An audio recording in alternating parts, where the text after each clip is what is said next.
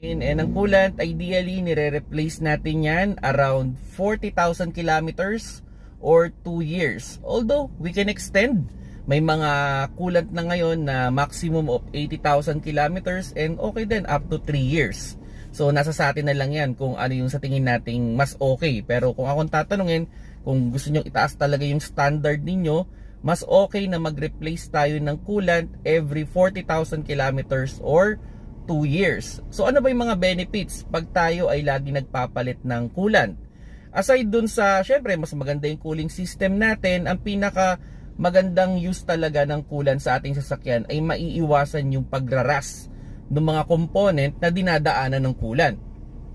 Like yung radiator, hindi agad mabubutas yan kasi syempre walang kalawang. Kasi yun lang naman ang pinaka problema ng radiator kung bakit siya nasisira dahil sa kalawang. Kinakain yung radiator ng kalawang, eventually mabubutas.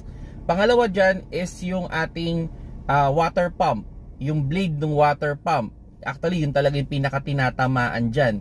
So pag nagras na yon, nagtuloy-tuloy ng ras yon, eventually mawawalan ng ngipin yon.